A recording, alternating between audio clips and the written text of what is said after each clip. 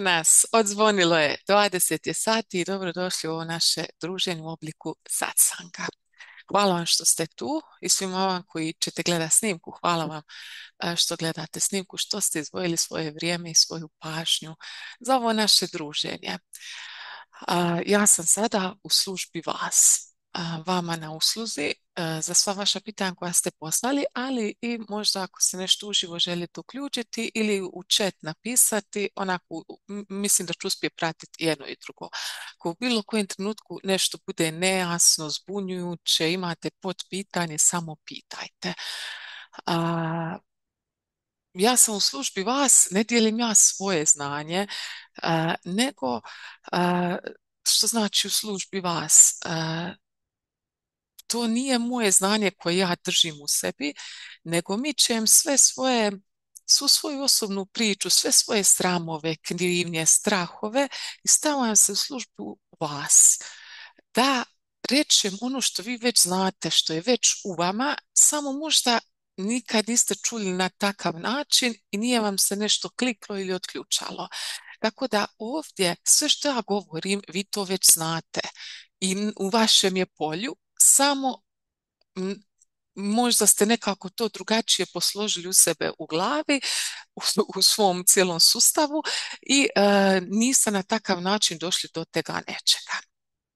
Hvala vam na svim vašim pitanjima, jer sva pitanja i mene dovedu, i mene zapitaju, i mene nekako natjeraju da iz drugačije perspektive nešto pogledam. Jako puno učim. Učim o drugačijem načinu življenja, obožavam spoznavati različitosti i kako svatko od nas ima različito iskustvo života, a svi nekako težimo istome i svi smo tu, od istoga smo došli, istome se vraćamo. Kad sam otvarala svoj obrt, tada nisam toliko baš shvatila zašto se obrt kojeg sam otvorila, osnovna djelatnost je ostale osobne uslužne djelatnosti. I u zagradi piše spiritualističke i astrološke djelatnosti. I tek sam s vremenom shvatila zašto je to uslužna djelatnost. Jer ovdje nisam ja da bi se ja pokazala i nešto govorila, ja pametovala, nego sam ja na usluzi, ne samo kroz ovaj satsang, nego i kroz ostale procese koje radimo. Ja sam neko ko je vama na usluzi, da pitate, da tražite, da podijelite svoje iskustvo, da rečete što vam je neki trenutni izazov, s čime se trenutno borite, kako god ćemo to nazvati. Tako da prvi put da mi je ono baš lijepo legla moja djelatnost obrta i stvarno to je uslužna djelatnost. Obično, kako sam ja vezana za turizam i živim u mjestu gdje je turizam, obično je meni uslužna djelatnost nešto turistički, ali zapravo i spiritualističke djelatnosti su uslužne djelatnosti. Možemo onda započeti sa temom koja se otvorila relativno nedavno, a to su reklame na YouTube-u. Za sve vas koji možda nikad nemate želju imati YouTube, ovo će vam služiti da možete malo bolje razumjeti nekoga koji ima svoj YouTube kanal, a za sve vas koji možda imate neku želju nekad otvori svoj YouTube kanal, malo ćete bolje razumjeti cijeli taj proces. Drago mi je da se otvorila ta tema reklama i da sam od vas dobila taj feedback da mi javite kad imaju reklame, jer sam iskreno dobila određenu motivaciju, inspiraciju da istražim malo YouTube i da napravim ono što je u mojoj ovlasti, u mojoj moći, da ne bude reklama za vrijeme meditacija. Najgora mi je ta opcija kad je meditacija, uključi se reklama. To je stvarno, uđeš u neki proces i onda ti odjednom krene reklama. To je baš onako nešto što ne bi nikome poželjela. Sad, što se tiče mog YouTube kanala, trenutno ja sam kao jedan mali YouTube kanal. I YouTube ima neke levele gdje otvara sljedeću razinu određenih ovlasti, određenih mogućnosti imanja upravljanja YouTube profilom. I sad, s obzirom da sam ja mali YouTube kanal, meni na početku nije bilo uopće reklama. Niste mi davali feedback da ima reklama, što znači nisu vama izlazile reklame. No, međutim, u zadnje vrijeme sam malo, čim sam dobila prvi feedback od vas da ima reklama, meni uhvatila motivacija da nešto pokrenem se po pitanju YouTube-a i da tu malo uložim energije i da vidim kako što prije doći do tega levela gdje ja mogu upravljati reklamama. Jer tek kad se ispune određene norme, otvara se level gdje se može upravljati reklamama, gdje te YouTube prepozna kao nekog, ajmo reći, ja sam mali YouTube kanal, gdje to on prepozna kao nekog većeg YouTube kanala i onda dobiješ tu ovlast da možeš upravljati reklamama. Trenutno to ja ne mogu jer nisam ispunila te određene norme. Jedna od tih norma je 1000 pratitelja.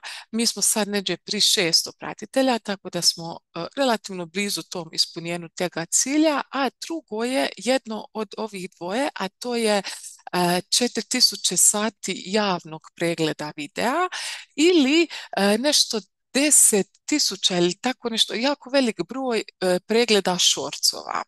S obzirom da meni nije osnovno raditi šorcove, ja na tu normu uopće ne želim ispunjavati jer moj YouTube kanal većinom su ovako duža videa, meditacije i slično.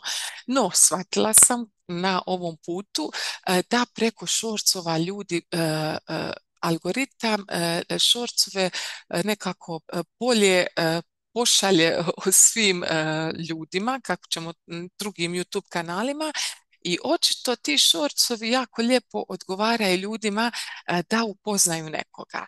Jer sam primijetila od kad sam počela stavljati šorcove da smo u našu ovu zajednicu dobili jako puno novih svjetlosnika koji su nam se pridružili baš zato što su imali taj kratki shorts gdje su mogli vidjeti ova mi osoba, ova mi tema, ovo što radimo mi odgovara ili ne odgovara. I dobrodošli svi novi koji ste sada tu s nama i hvala vam što ste tu. E sad, mi također na YouTube kanalu imamo dosta unlisted videa. Ovo što YouTube traži su pregledi javnih videa, znači videa koja su javno objavljena. Mi imamo dosta videa preko kojih se može ući direktno preko linka. Iz raznih razloga, jedan od njih je sve naša zatvorena okupljanja kao što su procesi s ružom, plavim lotusom, ovo nadolazeće druženje ošove meditacije, smijeha. Ta videa koja su unutar toga procesa, unutar te zatvorene grupe koji se prijave, ne budu javna. To je logično da ih ne možete pronaći na mom YouTube kanalu. Budu unlisted. To znači da možete ući samo direktno preko toga linka. I zbog toga i nemamo toliki veliki pregled videa, sati pregleda videa na YouTube, zato što sva videa zapravo nisu javna. Dolazak tih reklama je meni najveći bio blagoslov jer sam sve ovo istražila i shvatila u čemu je caka i zašto zapravo YouTube mene nije možda niti prepoznavao jer se oko toga nisam niti trudila. Meni je odgovarao YouTube kao neka platforma gdje ću uploadati videa sa naših zatvorenih radionica koja će vama biti dostupna kada kliknete taj link, a i za stvaranje neke baze na YouTube kako bi neko ko dođe novi mogao upoznat našu temu, našu grupu, našu zajednicu i pridružiti se ako osjeća da je to, ako ga srce zove. Ako neko zna, bilo tko ovo sluša, kako napraviti da nema reklama, a da nisam ispunila ove norme 1000 pratitelja i 4000 sati javnog pregleda, ja ću biti zahvalna da mi se javi i da mi ukaže. Ja trenutno nisam našla tu opciju, tek kad ispunimo normu 1000 pratitelja i 4000 sati javnog pregleda, u tome trenutku ću ja moći upravljati reklamama. Do koje mjere ili što, iskreno nemam pojma, još nisam došla do te razine. Ono što ja sada mogu raditi je upravo ovo, stvarati novi sadržaj gdje će se ljudi zainteresirati i gledati te snimke i tako ćemo skupljati sate javnih pregleda. Isto tako neko će kliknuti, zapratiti video, odnosno YouTube kanal i tako ćemo doći do te norme gdje ću ja moći upravljati reklamama i definitivno moja je želja maknuti reklame posebno sa meditacija. Ako bude mogla sve sa svih, to ću napraviti. Osobno ja imam YouTube premium. To je tako nastalo slučajno jer mi jedna prijateljica zazvala i rekla bili došla u obitelj YouTube premium možeš imati kao obitelj. I nas, ja mislim čak 8 prijateljica je u YouTube premiumu. I mi smo se dogovorile da svakih 8 mjeseci jedna plaća, znači svaki mjesec po jedna plaća tu ratu. Što znači da ja svakih 8 mjeseci plaćam nekih 20-ak eura.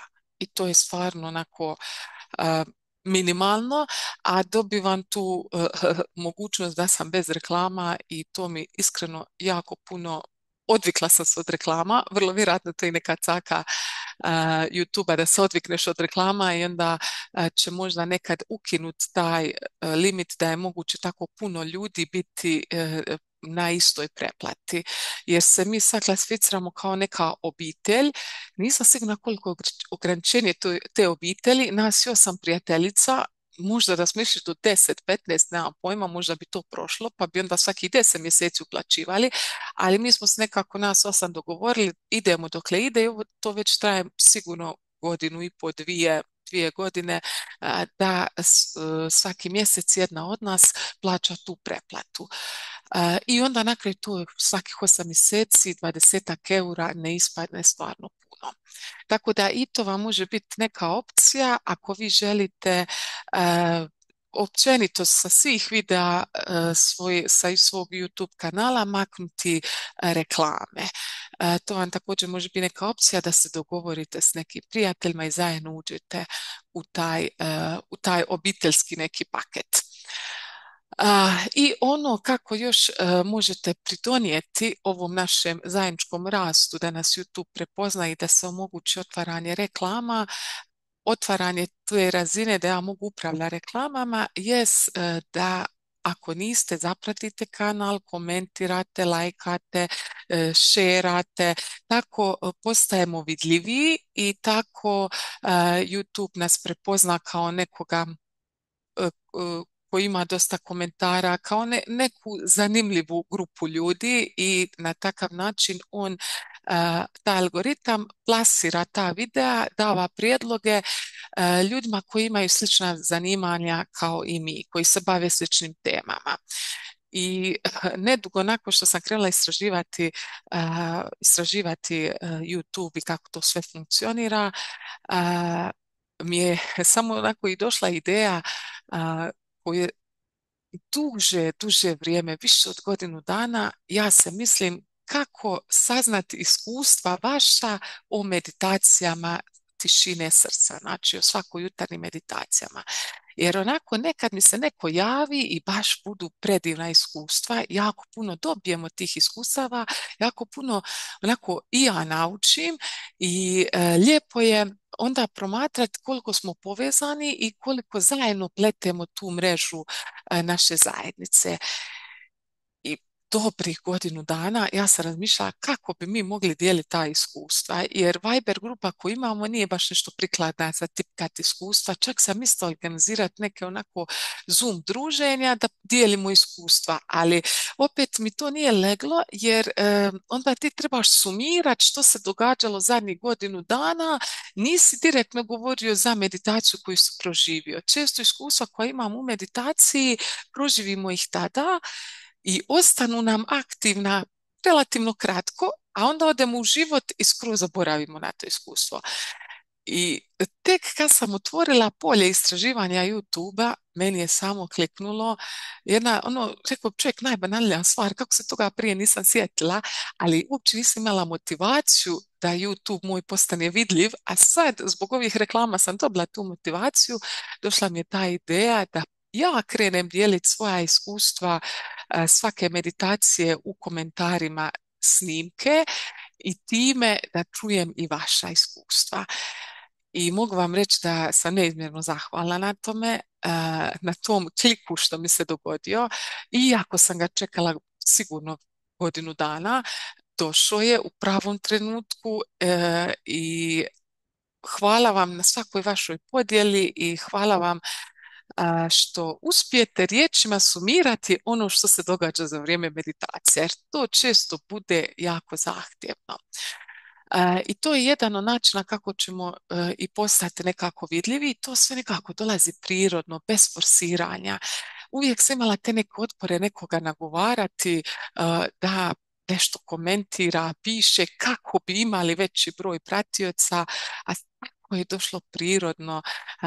Ta neka želja da porastemo kao YouTube kanal zbog zajedničkog nekog interesa, da maknemo te reklame, a opet se otvorio jedan novi zajednički prostor gdje možemo dijeliti iskustva meditacije, tišine srca. Neizmjerno sam, ne mogu vam opisati koliko zahvalna na cijelom tom procesu, pogotovo zato što sam imala velike otpore i prema YouTube-u i svemu tome, tako da nek vam ovo bude inspiracija i ohrabrenje za sve vaše projekte koje imate i možda neke ideje koje držite kao ja godinu dana tu sa strane, a niste znali što s njima raditi, doći će u pravom trenutku. Samo nastavite dalje kopati, slijedite signale kreacije, sinkronicitete, istražujte, razvijajte se, stalno izlazite iz zone neke ugode, jer meni nije strast istraživati YouTube kako funkcionira, ali nekada trebaš i sjest i zagrija stolicu u tom nekom pogledu. I to je jedna vrsta službe ljudima da bi mogli neometano imati meditacije. Eto ga, pa kad jednom budemo veliki kanal, onda ćemo vrlo lagano, vrlo vjerojatno, ja pretpostavljam, upravljati našim reklamama. Također došlo je pitanje i to mi je super što od kad smo počeli dobivati komentare i vi stavljate komentare i vaše iskustva, onda ujedno se sjetite i pitate neka pitanja. Tako je došlo i pitanje vezano za snimke ceremonija mladog i punog mjeseca. Te su nam snimke unlisted. Znači, na YouTube-u prije nego kada uploadaš svoj video, prije nego ga objaviš, imaš tri mogućnosti. Jedna je mogućnost da taj video zadržiš private, kao za samo ti da možeš vidjeti i određene grupe koje ti pošalješ, ali da ne kompliciram. Drugi video je unlisted, to znači da osoba može ući na taj video jedino direktno preko linka. Taj video nije vidljiv na javnom kanalu, YouTube kanalu. I treća je opcija public, da je javno na kanalu i da svatko može vidjeti. I sad, snimke ceremonija mladog i punog mjeseca su unlisted. Zašto? Zbog autorskih prava. Mi tamo često koristimo glazbu koja traži autorska prava, koja nemamo i imam opciju brisati tu glazbu, stavlja neku glazbu drugu preko te glazbe. Jedno vrijeme sam to radila, ali onda se nekako uništi cijela ta ceremonija. Nije to ta ceremonija kad sam zamijenila glazbu. Te sam zadnjih par mjeseci počela prakticirati tu opciju da sve te snimke ceremonija mladog i punog mjeseca idu unlisted. I kao unlisted njih možete pronaći u Viber grupi Svejedno je. Morate poći, točno naći taj link i ući preko toga linka. Onda će vam biti vidljiva ta ceremonija.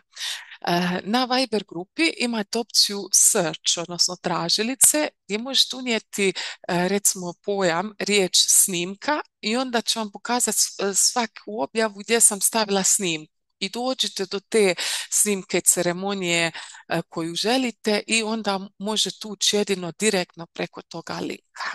Znači sve vam ima na Viber zajednici Svejedno je. Ako niste dio Viber zajednice, priključite se jer ja tamo stavljam ovako neke obavijesti, stavljam i ova videa koja nisu javna.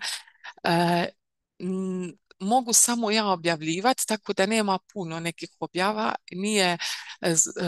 nije preopterećena ta grupa, već su samo obavijesti i snimke. Tako da, eto, ako niste, u opisu ovega videa snimke bit će vam link kako da se priključite zajednici, sve jedno je. Ok, idemo sada dalje. Ovo je jedno pitanje vezano za meditaciju tišine srca. Isto tako, to je jedan od komentara koji je bio i na čemu sam zahvalna, jer ovako potičemo svakodnevno ta neka pitanja i ulazimo još dublje u procese i možemo maknuti neka definicija renja koje nas ne služe. Tako jedan komentar bio da kad je za vrijeme meditacije se osoba ušuškala u zagrlja Majke Zemlje i osjetila je tu bezuvjetnu ljubav i uživala je za vrijeme meditacije u toj energiji, tom osjećaju bezuvjetne ljubavi, podržanosti, prihvaćenosti. No međutim, kad je izašla osoba iz meditacije, pojavila se krivnja, jer ta osoba nije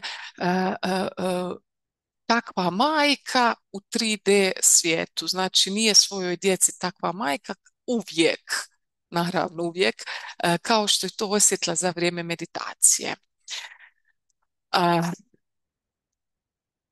Što tu reći, osim da mi kao bića imamo ljudski oblik i da mi trebamo prihvatiti naša ograničenja koja dolazu sa tim ljudskim oblikom. Znači, mi smo spiritualna bića, naš spirit je neograničen, nema granica, sve moguće.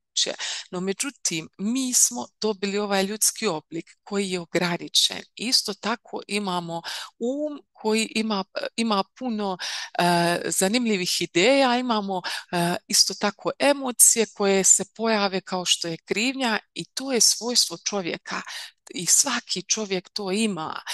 Ne možemo težiti to nemati, jer to znači da težiš biti majka zemlja. U redu je, spiritualno, duhovno, ti jesi majka zemlja, ali da majka zemlja ima ljudski oblik, ona bi isto imala izazove koji ti imaš. Znači, isto bi se javile misli, isto bi se javila krivnja. Majka zemlja je naša refleksija duhovnog, onog božanskog, ali mi kao ljudska bića imamo, savršeni smo u toj svojoj nesavršenosti, u ovom kompleksnosti koju imamo, u ovoj ograničenosti, tijelom smo ograničeni, i kao takvi smo savršeni. Težiti, stalno biti kao majka zemlja je jedan oblik perfekcionizma koje nikad nećeš doseći, jer čovjek si. Normalno da ćeš nekad na nekoga se izderati, da neće uvijek ima strpljenja za svih, to je prirodno i trebamo prihvatiti taj naš ljudski oblik. Znači, podjednako prihvatiti svoj spiritualni oblik i ljudski oblik i to dvoje ujedinjeno si ti. Ne osjećam taj spiritualni svoj oblik i težim biti on, a odbijam svoj fizički oblik. Ne, i jedno i drugo si, spiritualno i fizičko. I naći balans u tome. Ne možeš pobjeći od svog fizičkog oblika, od ljudskog oblika, što znači da ne možeš pobjeći od svih tih emocija i svih tih misli i svih tih ljudskih odnosa. Zato si tu, da imaš to iskustvo života, da imaš ovo kompleksno tijelo, toliko ograničeno, a toliko spiritom neograničeno. I to je ta posebnost ovog oblika, posebnost ovog iskustva života. Zagrliti, prigrliti verziju sebe fizičkog oblika, ljudskog oblika kao ograničenog, kao i spiritualnog neograničenog oblika i to dvoje objediniti.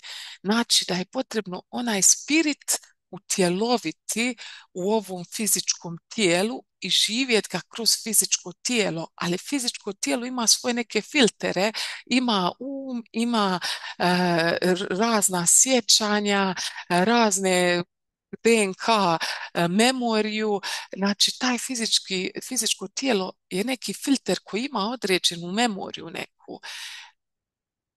Zato smo svi autentični, što to spiritualno, što duhovno, što smo svi jedno, svi smo jednako vrijedni, utjelovljujemo u našoj autentičnosti, u našem tom fizičkom obliku i u tome je naša posebnost. Sad od nas ima svoj fizički oblik sa svojim nekom memorijom, svojim sjećanjima, svojim ovo životnim iskustvima, drugo životnim iskustvima i to je ono što te čini lijepim, tvojom ljepotom. I stoga trebamo prihvatiti i jednu i drugo. Jedno i drugo smo i to dvoje zagrliti i to dvoje zajedno živjeti u balansu. Bez krivnje nema, iz te perspektive nema potrebe za krivnjom. Jer krivnja dolazi ako težiš perfekcionizmu, ako težiš nečemu neostvarivom ili samo prihvatiš čovjek sam, pa normalno da ću se izderat nekad na dijete. I to je u redu, isto tako čovjek sam, proći ću preko tega ponosa i reći ću djetetu prosti. To je sve za čovjeka. Ne možemo biti tu i ne griješiti. A kasnije ćemo se dotaći riječi što znači griješiti. Zapravo, kad smo već kod tega što znači griješiti, idemo odmah na to pitanje, pa ćemo se vratiti na ovo prethodno koje je bilo. Riječ grijeh i griješiti. Vrlo često se nađemo u situaciji gdje ljudi se doslovno trznu kad rečeš riječ grijeh. Jako velika je težina stavljena na riječ grijeh i grijeh sa sobom generacijama nosi određene definicije uvjerenja koja su izuzetno odbojna. I naš cijeli mehanizam na riječ grijeh se želi braniti. E sad, to je naša tema na Balkanu. Mi se na Balkanu razdvajamo na temelju vjere, na temelju narodnosti. Ja sam Srbin, ti si Hrvat, ja sam Bosanac, moja vjera je ova, tvoja je ova. Dok neko ko živi u Americi, on ima skroz drugačiji oblik razvajanja. Oni se najčešće razvajaju na temelju boje kože. Recimo u Europi, u Belgiji gdje sad sam doma, ali sam inače u Belgiji, a vjera apsolutno nije bitna. Koje si ti vjere, boli čovjeka briga. A naša je na Balkanu baš ta tema vjera i po vjeri se naše narodi su različiti i onda se razdvajamo po vjeri. To je naše iskustvo koje smo došli proživjeti u ovom 3D životu. Neko ko se rodi u Belgiji uopće nema problema s tim iskustvom. Pogotovo ne u Americi, oni imaju druge neke izazove sa bojom kože ili nešto drugo i to su njihova iskustva. Ovo naše iskustvo mi trebamo prihvatiti kao naše i transformirati ga. E sad, kad krenemo na neki duhovni put, vrlo često se mi malo odmaknemo, vrlo često imamo, to je ono balkanski, ogorčeni smo na državu, na nepoštenje, uhljebi, politika, to nam je jedna tema, ali usko povezana s to temom je tema vjere, jer crkva je u politici, politika upravlja crkvom, znači ja ću ovdje govoriti cijelo vrijeme iz perspektive kršćanstva, jer je to moja vjera, ali to svak od vas može prilagoditi svojoj vjeri odakle dolazite. Sve to isto. I vrlo često nas upravo to, najdublji triggeri i ono što najviše razdvaja Balkan, natjera na transformaciju, bili mi toga svjesni ili ne. I kad krenemo na taj neki duhovni put, često krenemo preko meditacije i onda se upoznamo malo sa drugim kulturama i vjerama, vjerovanjima, uđemo malo, čitamo o budizmu, pa joga, pa neko uđe u hinduizam, onda se tu znaju javiti strahovi. Ako sam ja krenuo sad čitati o budizmu i koristiti neke njihove prakse, je li to znači da sam ja iznevjerio svoga Boga, svoju vjeru? Hoću li ja postati onda budist? A, da vam odmah kažete nećete. Malo tko postane takav fanatik da, da promijeni toliko svoju vjeru. Jer generacije su imale, učete od svojih prabaka, pradjedova to recimo kršćanstvo kako je kod mene, mala je vjerojatnost, baš trebam dobro, to mi baš treba biti neki izuzetno snažni duh spirita koji će, i to su rijetke osobe koje će me odvesti da ja promijenim svoju vjeru. No međutim, mi krenemo upoznavati druge vjere i to je u redu. Nekad onda pređeš nakon budizma, onda ti odjednom se pojavi šamanizam, pa kreneš istraživati južnoamerički šamanizam.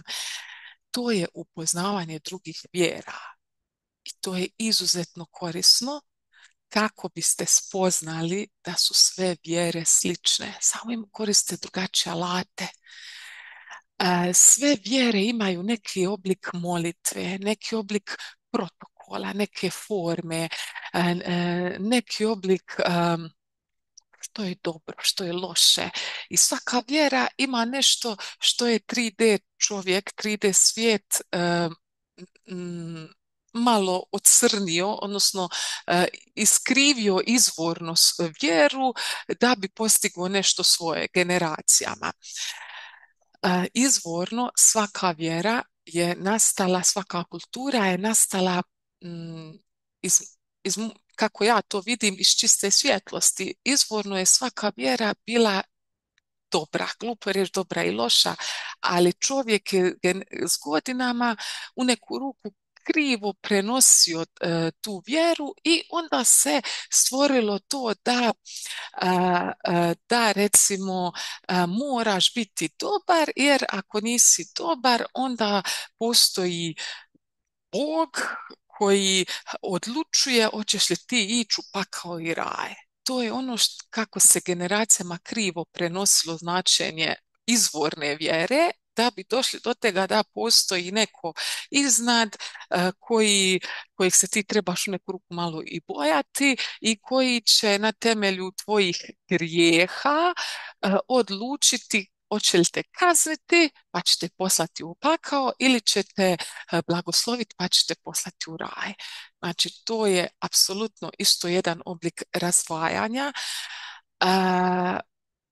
Kad upoznate druge kulture, druge vjere, kad se otvorite za tako nešto, shvatite da vaša vjera nije ništa lošija, ni vaš narod nije ništa lošije napravio od svoje vjere kao neko drugi. U svakoj vjeri postoji čovjek koji je donio, transformirao to tiho sveto znanje u neki previše ljudski oblik i dodao mu neku egoističnu moć kako bi došlo do nekih osobnih moći. I to je prirodni tijek vjera, prirodni tijek čovječanstva. Nemojte uzimati da smo mi kao naša vjera najgori, jer nismo, svugdje je isto. Kad upoznate druge vjere, onda vidite da svi težimo istome, da je svaki čovjek jednak, da svaki čovjek teži biti sretan, samo na svoj način. Ja sam se rodila tu i prirodno je da je moj način teženja ka tom nekom duhovnom, da spoznam taj moj spirit, prirodno je da je kroz kršćanstvo. Nekome drugome je prirodno kroz neku drugu vjeru.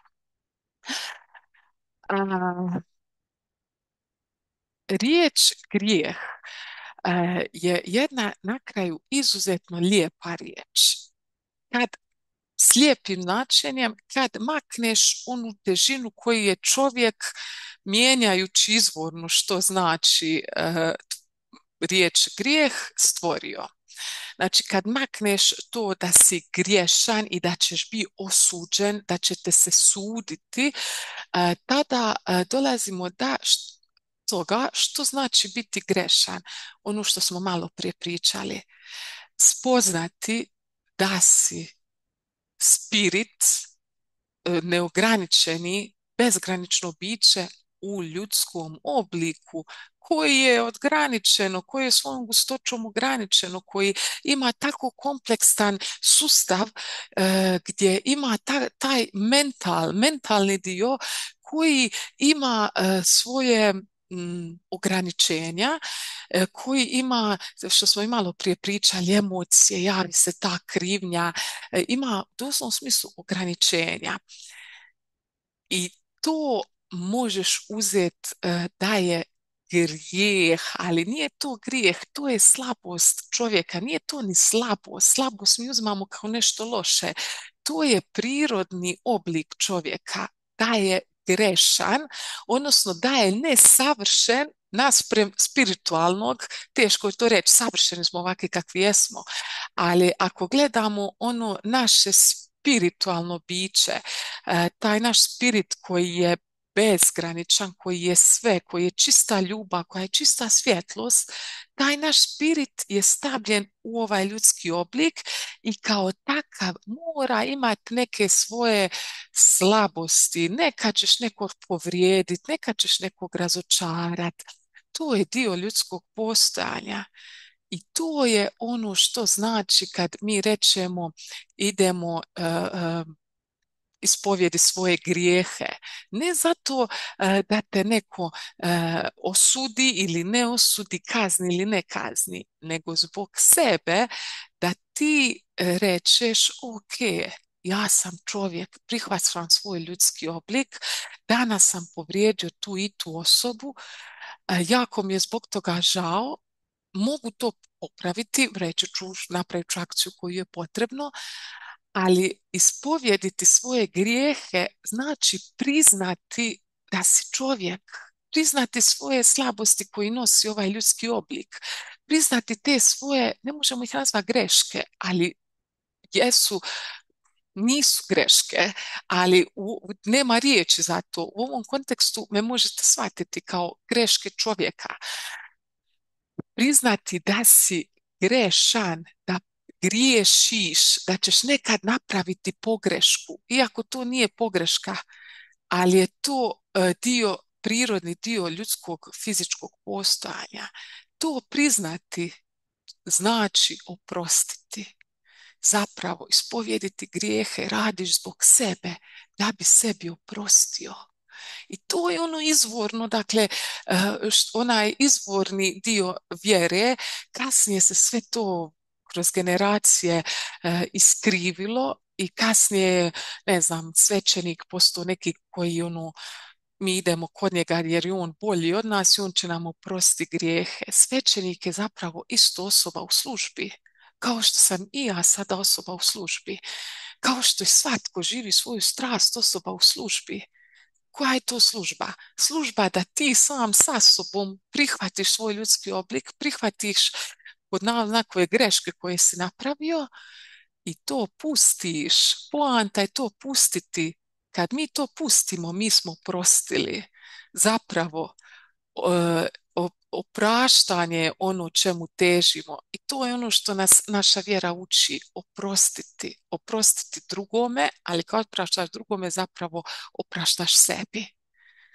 I nema ništa loše, ništa strašno u riječi grijeh, biti grešan, samo treba pogledati dublje, razumjeti svoju vjeru. Da bi mogu razumjeti svoju vjeru, vrlo često trebaš jako puno učiti od drugih vjera, vidjeti njihove te neke molitve, kako se oni mole, koje oni imaju protokole, da onda možeš razumjeti dubinski svoju vjeru. Što je koji protokol u tvojoj vjeri značio. Recimo, kad prije glavnog evanđelja, prije čitanja glavnog evanđelja za vrijeme Euharistije, za vrijeme mise, radi se križ na čelu, na ustima i na srcu. Ali kad pogledate, to je jako isto, slično, kao što imate na istoku. Ono što mislim, ono što govorim i ono što osjećam su jedno. I zapravo je to jako jedna lijepa gesta. Samo mi trebamo u nama vidjeti dublje značenje svakog dijela Euharistije ili bilo koje druge ceremonije, rituala koje radimo i onda to radi s razumijevanjem.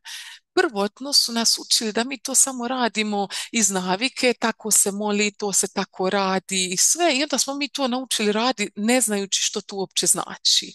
Ali kad ti spoznaš dubinu svoje vjere, ono izvorno kako je vjera nastala i što se nalazi iza tih riječi, iza tih pokreta, shvatiš da je to nešto jako lijepo i zavoliš svoju vjeru. Nikad nećemo završiti taj neki ciklus. Mi možemo bježati koliko god hoćemo po svijetu, upoznavati druge vjere, ali dok ti ne zavoliš sebe, svoju vjeru, uvijek će ti biti neki oblik u tebi neoproštenog, nerazriješenog, neki oblik odbijanja. Ti kasnije, kad dubinski razumiješ svoju vjeru, kad nemaš nikakav otpor prema onemu što se radi u crkvi, bilo kojoj ceremoniji, bilo kojem protokolu, onda ti možeš birati. Ti ovako kad imaš otpor prema misiji, to tamo ništa, ti zapravo blokiraš jedan dio sebe i ti nemaš izbora. Ti si se zatvorio za to i uopće ne želiš vidjeti dubinu svoje vjere, ne želiš razumjeti. A da bi najbolje upoznao sebi, iscijelio sebe, vrlo je i svoje pretke, vrlo je bitno zavoljeti svoju vjeru, razumjeti je, znati dubinsko njezino značenje i dobit ćeš skroz jedan drugačiji pogled i na molitvu i na bilo što drugo. Za većinu ljudi ta premosnica je upoznavanje drugih vjera, drugih kultura. Recimo, u južnoameričkom šamanizmu imamo, oni se mole spiritima planina, također oni imaju i Blažnu djevicu Mariju i sve, ali zadržali su taj indijanski način molitve spiritu planine, vatre, vode, kao i spiritu duhana. I oni se, neko, recimo bilo ko, koriste duhan za dvije stvari. To je njihovo vjerovanje, njihovo učenje, ono što su oni naslijedili. Kada se koristi duhan? Duhan se to koristi kad se želiš zaštititi i kada se moliš za sebe ili za nekog drugog. To su jedina dvije opcije kad ti koristiš duhan. Jer ne postoji ono idem sad zapaliti. Jer duhan je njima spirit kojem se oni mole da nekome pomogne. Recimo, ako imaš neku bolesnu osobu u obitelji, ti uzmeš duhan, posvetiš ga, prvo s duhanom pročistiš sebe sa tim dimom i onda taj duhan postaviš namjeru da ga uzimaš, konzumiraš u svrhu molitve ozdravljenja druge osobe. Jer spirit toga duhana se pojavi u polju, odnosno svijest duhana se pojavi u polju osobe za koju ti moliš i ta svijest dolazi, ta visoko vibrirajuća svijest koja iscjeljuje, svijest muškog tog principa kojeg predstavlja duhan, dolazi u polje osobe koja je bolesna i radi transformaciju prema tvojim molitvama. I tome služi molitva. Isto tako, kod nas, u našoj vjeri, mi odemo kako su nas učili, ideš se kod nekog sveca, bilo koga, moliti za nešto. To je jako slična stvar. Ti ideš recimo Blažnoj djevici Mariji, moliš se toj svijesti Blažne djevice Marije, toj ženskom principu, toj plodnosti. Ti se moliš recimo za, u ovom slučaju bilo ozdravljenje neke osobe, i ti se moliš toj svijesti da ode do te osobe, da ta svijest Blažene djevice Marije, koja je predivna ženska iscjeljujuća energija, iscjeljujuća svijest, ode u polje te osobe i da napravi u tom polju određene preinake. Znači, taj duhan kojim se oni mole je zapravo jako slično i što mi radimo u crkvi. Samo trebamo vidjeti tu dubinu, trebaš razumjeti što radiš. U zadnje vrijeme jako puno me život usmjerio, nakon što sam istraživala sve druge vjere, usmjerio da dubinski meditiram i kontempliram na svoju vjeru. I u zadnje vrijeme baš mi je jako izražena molitva Zdravo Mariji. I posebno onaj dio blagoslovljena ti među ženama i blagoslovljen plod utrobe tvoje. Kad gledaš iz te perspektive, da je Blažna djevica Marija kao recimo jedan simbol i Marije Magdalene, tog ženskog principa energije, te ženske svijesti unutar crkve, i kad ti moliš blagoslovljena ti među ženama, ti zapravo moliš, to možeš govoriti kao da govoriš sebi, i blagoslovljena ti među ženama. Jer stvarno, neka je svaka žena blagoslovljena među ženama. Budimo svako od nas blagoslovljen među ženama i blagoslovljen plod utrobe tvoje, neka sve naše utrobe budu blagoslovljene.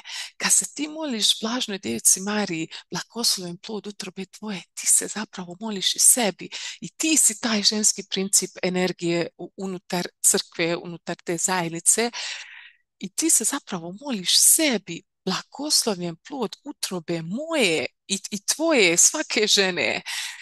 I nema ljepše stvari. Neka nam je blagoslovljen plod naših utrova, bez obzira hoće li taj plod biti fizičko dijete ili će to biti neki projekt, neke blagoslovljeno. Isto tako ide kasnije, moli za nas grešnike. Mi tu svijest Blažne djevice Marije, kome god se molite, moli za nas grešnike, moli za nas koji trenutno sad imamo ljudski oblik. I nemaš trenutno ljudski oblik, prevazišla si taj svoj ljudski oblik, ali mi ga još imamo. Moli se za nas, dođi, pošalji nam tu svoju svijest da napravi određene preinake, da mi osvijestimo da mi jesmo ta svijest, da je mi imamo u nama, da je spoznamo. I kaže sada i na času smrti naše, amen. Pa nema ništa ljepše da ti Blažna djevica Marija sa svom sviješću, energija Marije Magdalene, znači ta energija ženskog principa, da bude sada tu s tobom, koja su u ovom fizičkom obliku, sa svim ograničenjima, sa svim svojim patnjama, bolima i što god imaš, i na času smrti naše. Jer šta je čas smrti naše? Kada prelazimo iz fizičkog oblika u ovaj sljedeći oblik. I nema ništa ljepše da tada u tom trenutku ta svijest, u ovom slučaju Blažne djevice Marije, bude s tobom. Ako će se neko u Južnoj Americi moliti spiritu duhana, to je samo jedna drugačija svijest. Malo više muška, i uvijek osjetiš u kojem trenutku je koju svijest potrebno zazvati. Isto tako kad smo pili čaj od ruže, ruža ima svoju svijest i svako biće, sve što je živo ima svoju autentičnu vrstu svijesti, a svi zajedno smo jedna velika svijest. I nema ništa loše moliti se, samo kad se znaš ispravno moliti, kad znaš što stoji iza tih riječi, kad razumiješ, onda ti ta molitva može služiti. a kad samo onako blebećeš iz navike, služite i tada, definitivno, ali trebaš jako puno uložiti tih molitvi i truda ako moliš iz uma da bi se to ostvarilo. Ako vidiš što se tu energetski događa, onda automatski ti podupireš taj energetski proces, podupireš svoj spirit da napravi tu određenu transformaciju. Eto, malo sam htjela s vama podijeliti ovaj neki moje spoznaje kako bi malo ovdje na Balkanu omekšali tu mržnju prema crkvi, vjeri i svemu ostalome. Ne mogu reći mržnju, nego više kad više nekako odbijamo u kontekstu, to sam i ja radila. Neko oni imaju svoj posao, oni se bave svojim poslom i to je to. Crkva, mogu ja poći u crkvu i sve, ali ne, ja tu ne sudjelujem, oni su polu politika, polu ovo, ali na ovakav način kad malo dublje razumijemo neke stvari, shvatiš koliko smo blagoslovljeni, što smo se upravo rodili na ovom mjestu u ovoj vjeri, sa svim ovim darovima koji daje ova naša zemlja, ajmo nazva Balkan, pa tako je najlakše izraziti se. Ok, na sve to nadovezuje se jedno sljedeće pitanje koje zapravo nije bilo pitano sada, nego mi je bilo pitano prošli put, a nekako nije se dogodilo da sam odgovorila. A, a jako lijepo se nadovezuje na ovo zbog te vibracije, te svijesti, te glazbe. Jedno meni najomraženije pitanje koje sam ikad mogla dobiti u životu je koju glazbu slušaš? I dobila sam to pitanje. Kad bi to mene neko prije pitao, ja ne bi znala što odgovoriti, jer sad dosta toga slušala i dosta sam voljela sve. I onda sam to nekako, što konkretno slušam, ja bih rekla, ma sve ti ja slušam.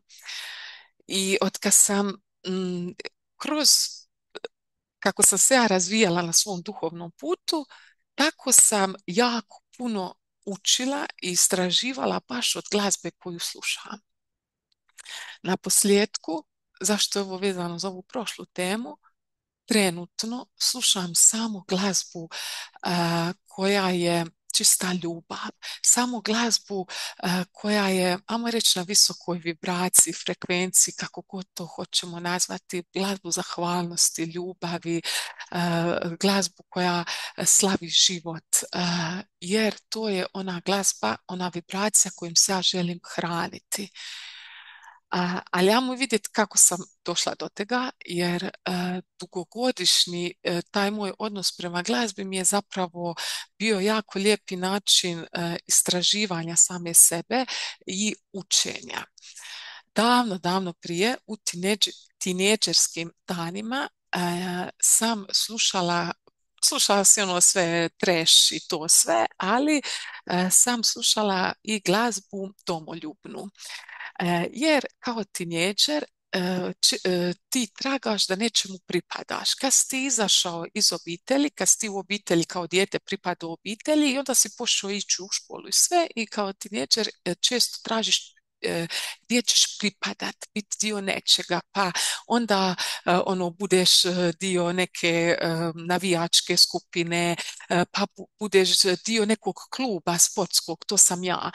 To je za mene možda i neki najzdraviji način osjećaja pripadnosti, zato kažu jednim dijelom da je sport dobar, zbog milijun stvari je sport dobar, ali taj osjećaj, ja sam kroz sport i taj osjećaj, dio sam nekog kluba, neke zajednice, imala taj osjećaj pripadnosti unutar nekih zdravih uvjeta, ti treninzi, plivanje, što god sam trenirala.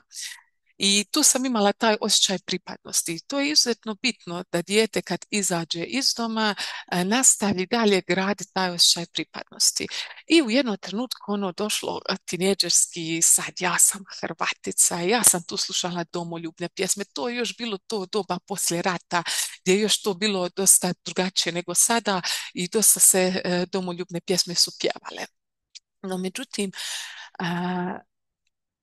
kasnije sam tek shvatila koliko sam ja tu imala ponosa, koliko su ta glazba u meni dizala ponos, jer ja sam Hrvatica ili ja sam, ne znam, Bosanac, Bosna je komplicirana država, ja se time ponosim. A ja sam ovdje Hrvatica, moja država, moje su ljepote te i te, ja se time ponosim. I taj ponos čini razdvajanje. Ja sam Bosanac, ti si Hrvat, ovaj je onaj. I tu sam uočila tek kasnije s vremenom da mi zapravo ta glazba nije niti malo služila, jer me je stavljala u odvajanje, u tu neku, baš taj neki, isprsila bi se, baš taj neki ponos, to što se sjećam tih momenata i sada mogu primijetiti te momente kad neko reče ja sam Bosanac i ti točno vidiš da se ta osoba isprsila i da u njemu leži taj ponos, bolji sam od drugih. To stoji u pozadini i to je ono što sam ja tada osvijestila koliko, to je bila moja lekcija ponosa, jer ja sam kao Hrvat koji pjeva hrvatske pjesme, Hrvatica, i kao takva sam bolja nego ti koji si iz Bosne i pjevaš neke svoje narodne pjesme ili nešto. I taj ponos zapravo razdvaja. Taj ponos čini neko, ja sam bolja od tebe, i taj ponos nas čini da uspoređujemo jedne s drugima. I meni je to bila moja lekcija ponosa gdje sam ja odlučila, ok, ne moram tražiti druge s te skupine kojima ću pripadati da bi se osjećala da pripadam, već sam krenula na svoj duhovni put i počela pripadati, osjećaj pripadnosti sam počela tražiti u majci zemlji i ocu nebu, u nečemu što nije stvorio čovjek kroz svoj mental, kroz svoj nešto što ne razdvaja, nego nešto što spaja. Majka zemlja je za svih ista i majka zemlja nas spaja. Ja sam Hrvat, ja sam Bosanac, ja sam Srbin, nas razdvaja. Ne mora, te rečenice ne mora izdvajati poanta i vibracije iza. Ako ima te vibracije ponosa, to je taj ponos koji razdvaja, koji uspoređuje, i automatski čim ti uspoređuješ, ti razdvajaš, činiš da postoji dualnost, da postoje dvije strane, da nismo svi jedno. Na tom nekom svom putu vrlo lagano sam pustila tu glazbu jer mi nije pasala ta vibracija, to vibracija razdvajanja. I onda sam jako uživala, to je bilo na fakultetu, u slušala se ja sve, ali jedna od glazbe je bila narodnjaci, jer tu mi je bilo povrijeđena sam, ostavljena sam, ta prevarenost, nemam izbora, mogu samo piti i ne moram preuzeti odgovornost za svoj život. I to je točno bili moji studentski dani i tu sam shvatila tu moju, tu mi je bila lekcija te egzistencijalne perverzije. Dobila sam darove da spoznam koliko uživam u tome da sam nemoćna, jadna, ostavljena, povrijeđena i ne mogu ništa, patim i ne moram preuzeti odgovornost za svoj život. Vrlo brzo kako sam ja završila s fakultetom, vrlo brzo sam shvatila koliko me i kad nisam pjevala tu glazbu, koliko me kroz dan ta glazba vodila. Bez obzira na riječi glazbe, uvijek pogledajte koja je vibracija iza. Da li je ima iza vibracije i pitaj se zašto rezoniraš s tom vibracijom. Ja sam tada rezonirala s tom vibracijom i ta vibracija je meni, da mene pitaš, otvarala srce. Ja sam toliko uživala u toj vibraciji. Dok kasnije nisam shvatila da je to vibracija nepreuzimanja odgovornosti za svoj život, vibracija koja me nisam time više htjela hraniti svoje tijelo, svoje biće. Jer dok slušaš glazbu, isto kao hrana. Biraš koju ćeš hranu nositi svoje tijelo. Isto tako biraš koga ćeš slušati. Isto tako biraš što ćeš slušati, koju glazbu. Jer glazbu koju slušaš, tom glazbom potvrđuješ svoju vibraciju koju imaš u svome biću i još je hraniš. Znači, ako ti uživaš u nekoj glazbi, ti potvrđuješ da tu glazbu imaš u sebi i onda je još hraniš. I sad je jako bitno pogleda koja je to vibracija koja se nalazi iza te glazbe. Kroz te cajke ja sam onda počela, onako, prestala sam slušati cajke, ali isto je ostalo tu narodne glazbe, jer jako ima lijepih narodnih balkanskih glazbe, ali opet sam spoznala da iza te glazbe težina, život je težak, život je patnja, moraš učiti kroz težinu. Dok mi nije došlo, ajme kako ja s time razoniram, kako je super da je, ajme vidi kako je super osjetiti ovu glazbu i baš osjećam tu vibraciju, ta me glazba dira. Zašto me dira? Jer ja stvarno sam vjerovala da je život patnja, da je život težina, i to je rezoniralo sa mnom i normalno da sam slušala i onda sam to pjevala i potvrđivala to što su me pretkinje učile i što su me preci učili i da, to je moj put, ja to želim, želim još toga, neka mi je teško. I tu sam se isto u nekom trenutku shvatila da je to moja egzistencijalna perverzija. Na to su došle glazbe gdje sam, jedno zadnje moje istraživanje koje je bilo, jako sam voljela ove glazbe kao hrvatski hrvatske ironične glazbe, znači ironija na državu, kao ta neka ironija na negativne stvari u državi. To su često ti reperi i tako neke stvari i kad ti pogledaš onako, tu mi je bilo, riječi su u redu, razumijem osobu, osoba teži biti autentična, ali država joj nadstoji na putu i zato su ta glazba priča o toj ironičnosti, cinizmu, koliko zapravo ne možeš ništa protiv države, recimo države. I to me jako sam rezonirala s tom glazbom i ta mi je glazba bila zabavna dok sam radila u državnoj firmi. Zašto? Jer sam bila okružena nepoštovanjem, uhljebima i jednostavno u meni se budila ogorčenost. Znači ja sam tada bila u vibraciji ogorčenosti, frustracije, nemam izbora jer neko drugi upravlja sa mnom. I ta glazba je zapravo sa mnom vibrirala, ja sam je osjećala i voljela jer mi je poticala tu frustraciju na državu, tu ogorčenost kroz neki smiješni nastup, tako Hrvati vole, kao to je smiješno. Jako često sam imala fore na taj račun, a kasnije sam shvatila, bez obzira što je to šala i fora, da vibracija koju mi budi je frustracija, jer bi ja popodne pjevala tu pjesmu i digla bi mi se frustracija. Smijem se sada toj šali na račun Hrvatske države, ali kasnije sam frustrirana zbog toga. I ta glazba sam shvatila koliko god ima neke svoj smisao mogu shvatiti, koliko je u meni budila frustraciju. I to je bila tada vibracija u kojoj sam bila. I ta mi glazba pomogla, kasnije sam dala otkaz, ali mi je i ta glazba pomogla da osvijestim da ja više ne želim pričati tu priču. Ja više ne želim hraniti tu vibraciju u sebi. Glazba nam može biti, glazba koju slušamo nam može biti jako lijep učitelj da nam pokaže u kojoj trenutno vibraciji uživamo. Ako rezoniramo s tom glazbom, znači da tu vibraciju imaš u sebi i da imaš priliku ili nastavi uživati u toj glazbi ako ti je ugodna, ili promijeniti, shvati da je to tvoja neka zaostala emocija, zaostala osobna priča i promijeniti ono čime se hraniš. Također, postoji opcija i da ti odbijaš neku glazbu. Jako puno ljudi neću slušati, mrzi ljude koji slušaju narodnjake. I to je isto. Amo ti, ne mogu reći prijanjaš, amo rezoniraš s tom glazbom. Ako ti odbijaš neku glazbu i na tome trebaš poraditi, to ti isto može biti učitelj. Zašto odbijaš neku glazbu?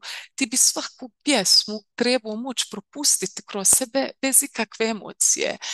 Iako pjesma vuče neku vibraciju, ako ti u sebi nemaš vibraciju patnje, pjesma govori o patnji.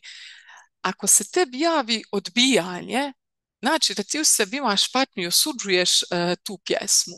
Ako ti čuješ tu pjesmu i propustiš je kroz sebe, znači da ti u sebi nemaš patnje, samo si propustio tu pjesmu. Gledaj, neko pjeva o patnji, kako zanimljiva priča.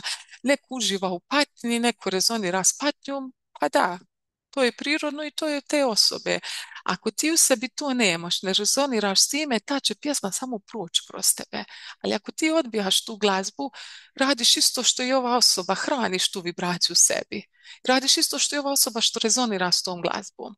Znači, i ako odbijaš, i ako prijanjaš, ti zapravo tu vibraciju potvrđuješ da imaš u sebi i na neki je način hraniš.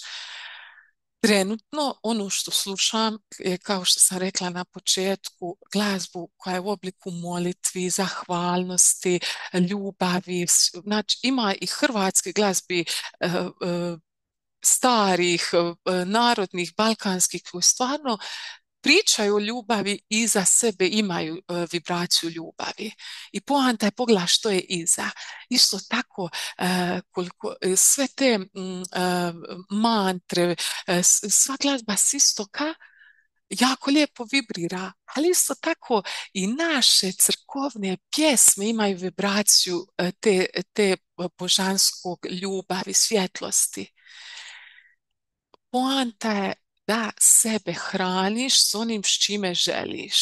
Ako sebe želiš hraniti smećem, onda nastaviš hraniti smećem. Ako sebe želiš hraniti sa ljubavlju, onda biraš glazbu koja će hraniti tvoje polje s ljubavlju.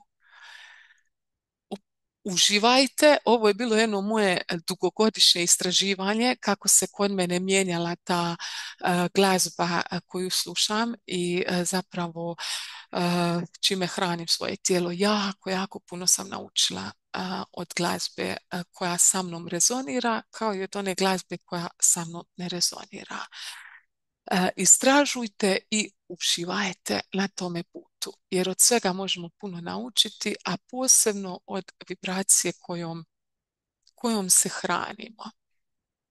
Isto tako molitvom prema, ne znam, duhanu ili što smo malo prije govorili Blažnoj Djeci Mariji ili bilo kome drugome, ti se hraniš molitvom, ti se hraniš nekom što god da moliš, nekim željom za nečim boljim, za nečim svjetlosnim. To je ono što sebi želiš pričati. Ti se želiš na sve načine, i kroz slušanje i kroz govorenje, ti molitvu izgovaraš, bilo da govoriš na glas ili ne, ali i kroz hranjenje, znači kroz sve mi želimo unositi nešto svjetlosno, nešto što je na visokoj vibraciji. Kad ti moliš, ti se hraniš tom vibracijom spirita duhana ili svješću Blažne Djevice Marije, Marije Magdalene ili koga god drugo. Tako da eto, imate priliku na jedan drugačiji način pogledati na cijeli ovo što smo sad pričali i na svoju vjeru kao i na glazbu koju slušate. Na koji način želite podržati svoje tijelo da bude svjetlosno. Mi što možemo napraviti? Mi možemo jedino stvoriti uvjete za zdravlje. Stvoriti uvjete da budemo na visokoj vibraciji. A kroz ovakav način čime sebe hraniš, ti stvaraš uvjete za to. Automatski kako ti slušaš glazbu koja je visoko vibrirajuća, automatski će ti manje dolaziti misli o glazbi koja je patnja. To je logično, zato što si na drugoj vibraciji, na vibraciji si puno višoj nego što je ona druga vibracija. Tako da malo pomalo rastemo kroz svaki oblik. Učenje, darove možemo pronaći u svemu kad životu pristupimo kao jednom istraživanju. Sada sam radio ovo, sutra dan ovo, prekosutra ovo, idem vidjeti koje su se dogodile tu promjene, zašto sam ovo prestala radi, zašto sam ovo počela radi, kada sam ovo prestala, kada sam počela, što se u mom životu promijenilo. Kada stavim svom tome pristupimo kao nekom istraživanju, otkrijete stvarno puno i otkrijete ovo što ćemo se nadovezati na sljedeću temu, otkrijete da jako lijepo zapravo surađujete sami sa sobom, sa svojim višim ja. E sad, zašto to govorim? Zato što je sljedeće pitanje bilo, draga Ivona, meditiram s tobom u kasnijem terminu, hvala od srca. Prošla sam i više ja i totalno ja, ali još ne osjećam i ne mogu kontaktirati više ja. Istina, ja sam generacija kada se nije smjela niti spominjati duša kod nas u prosvjeti. Ako smatraš da ovaj skup svladao moje izazove, razumijet ću. Hvala još jednom tvom nesobičnom radu koji zrači radošću i toplinom. Volim te, Ivanka. Hvala tebi, Ivanka, što si došla i što si postavila pitanje. I s ovim prije sve što smo govorili, ti zapravo nemaš, nije više ja neki autoritet koji će se nekad pojaviti, ima poseban glas koji će ti nešto reći. Ti već sada komuniciraš sa svojim višim ja. Nije to nešto što ti trebaš postići. To je nama prirodno. Kroz sve ove bilo molitve, bilo glazbu, bilo pjesme, mi komuniciramo s našim višim ja. Slično je i ovdje kako si rekla, nije se smjela spomenuti niti duša kod nas u prosvjeti, to isto kao ono malo prije što smo pričali o grijehu. Na grijeh, riječ grijeh, ti kad rečeš u polju grijeh, cijelo ono društvo se stisne.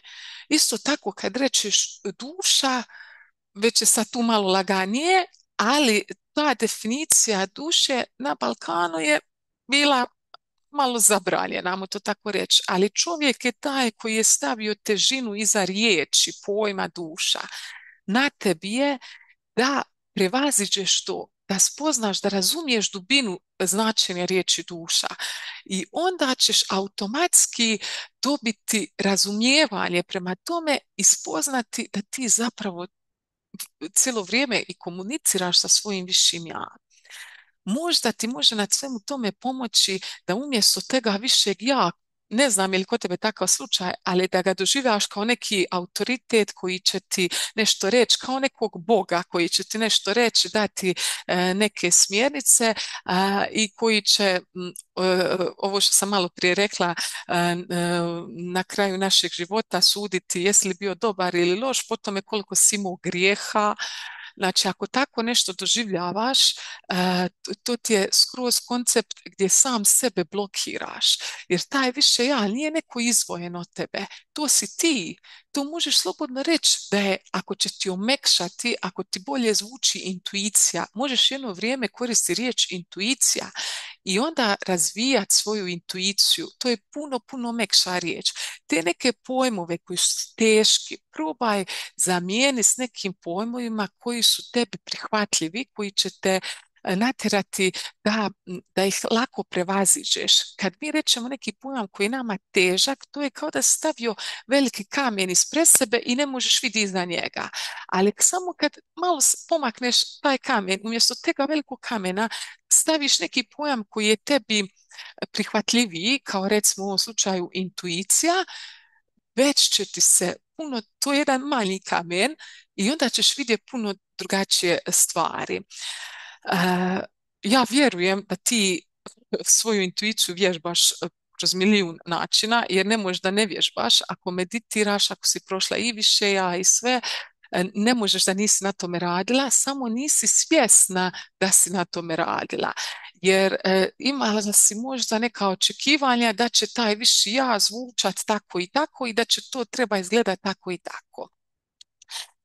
Ako želiš vježbati svoju intuiciju, zapravo spoznati svoju intuiciju, raspoznati što je a što je tvoja intuicija, meni su služile tarot karte ili oracle karte, nije važno, nije uopće za ovu praksu nije važno o kojim se kartama radi, jer zašto? Ti uzmeš tu kartu i ti u nju gledaš i karta ti ima ime i uvijek budi svjestan da je to pojam. I prvo sebi reci, evo, na karti piše sunce. I prvo sebi možeš reći što sunce, koji je pojam sunca, što sunce predstavlja na ovoj planeti Zemlji, i onda možeš reći, aha, ok, to je opće prihvaćeni pojam sunca. Koji je moj pojam sunca? Onda promisliš što za tebe sunce predstavlja. I onda si malo spoznao da jedna riječ sunce ima neke opće prihvaćeno značenje, ali ima i tvoje neko značenje. I onda nastaviš gleda kartu i lijepo je gledaš, vidiš zanimljive boje, paše mi zelena boja, ovdje je nešto gusto, šta je ovo ovdje, nešto je tamna boja, aha, vidiš, malo se bojim te tamne boje, promatraš tu kartu, a da ne gledaš što je na njoj, dugo je gledaj, i prvo ćeš vidjeti, ne znam, planine i tako nešto, onda ćeš uoči, vidiš što je planina, planina znači to, to i to, a što bi za mene u ovom kontekstu značila planina? Znači, pokušavaš vidjeti što se nalazi iza riječi, iza pojmova, iza onega što su nas naučili. Jer ovo tebe ovdje što ograničava je upravo ovo što si rekla, da si starija generacija koja je imala jako dobro u prosvjeti si, znači jako su te dobro izblifali o definicijama, jako su te dobro, to treba ići ovako, ovako, ovako, program školski se radi ovako, ovako, ovako, definicija ovega je ova, ne postoji druga definicija, postoji samo jedna definicija koju trebaš naučiti na pamet.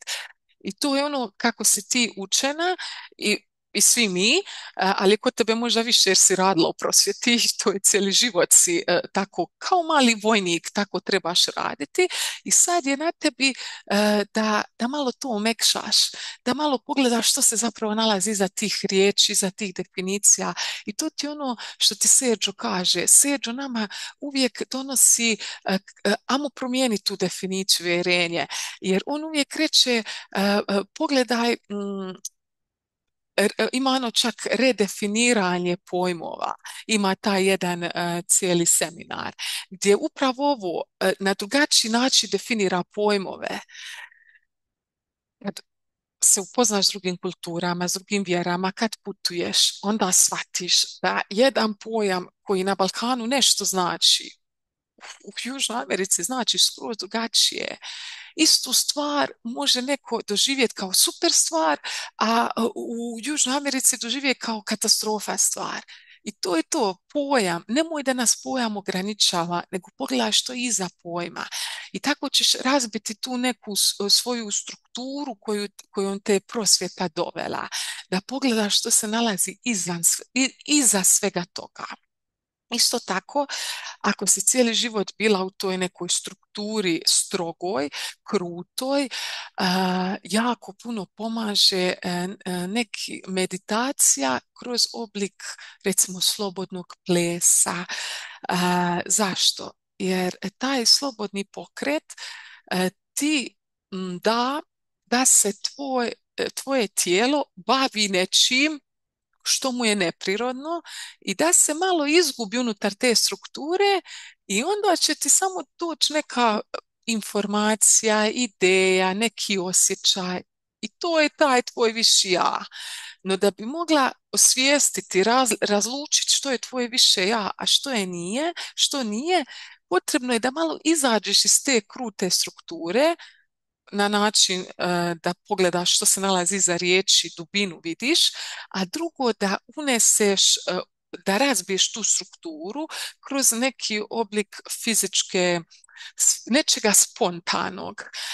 Najjednostavnije je taj slobodni ples, znači spontani ples, da plešeš bez pravila, da pustiš tijelo da ima svoje pravilo i kad se tijelo tu izgubi u svom nekom pravilu,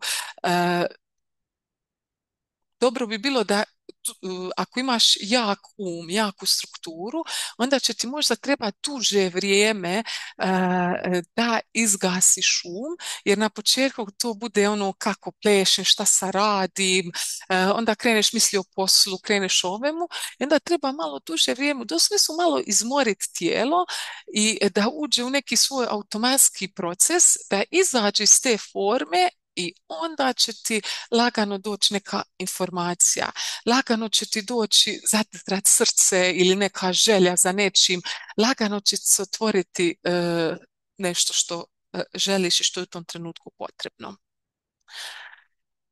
Poanta je malo ugasiti mental, ugasiti strukturu i malo ući u mekoću, u fluidnost. Meni je tu dosta pomoglo recimo plivanje i trčanje, te dvije stvari. Zašto? Plivanje je to jedini ne znam je li jedini, ali to je sport gdje ti u doslovnom smislu si uronjen u majku zemlju. Znači dio si majke zemlje i taj moment dok ti kroz tu gustoću prolaziš i kroz tu gustoću plivaš, ja imam osjećaj kao da sam ušla, kao da majka zemlja, more, voda, sa mene sapire moje misli, moj moj mental i kako ja više plivam, to je moje fizičko tijelo izmorenije i moj više to ne može, nema toliko više snagu i neđe pređem preko te dionice mentalnog i prepustim se automatskom plivanju, ko što samo kod plesa odjednom dogodi da i ne znaš da plešeš, a tijelo samo pleše, tako amo, ja plivam da više i ne znam da plivam, jer uđem u neki prostor gdje se fizičko tijelo izmorilo, se izmorio, više nema snage trpiti neke mentalna pregovaranja i onda jednostavno si tako u nekom blaženom sadašnjem trenutku gdje primaš, daješ se opet u neku službu nečega, daješ se svoj spirit, daješ u službu da čuješ što je tvoj sljedeći korak. Recimo, ja sam i isto tako je bilo kod trčanja.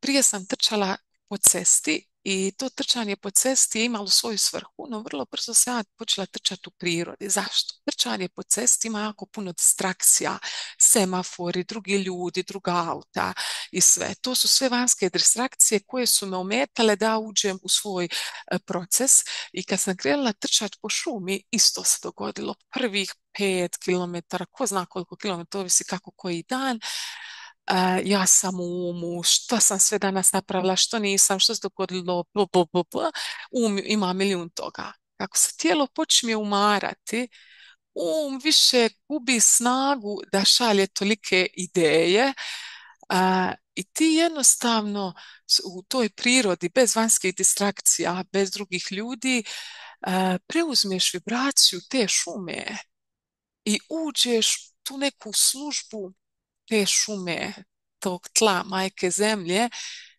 i dajem svoj spirit na primanje informacija, dajem svoj spirit da mi reče što je potrebno dalje, ali u mom trenutku je taj spirit povezan s majkom zemljom ili sa vodom u moru. Recimo, i super je što svaki put što imaš više načina kako sebe dovesti u to stanje da izgasiš čvrstoću uma, to je za tebe bolje. Jer mi smo svaki dan drugačiji.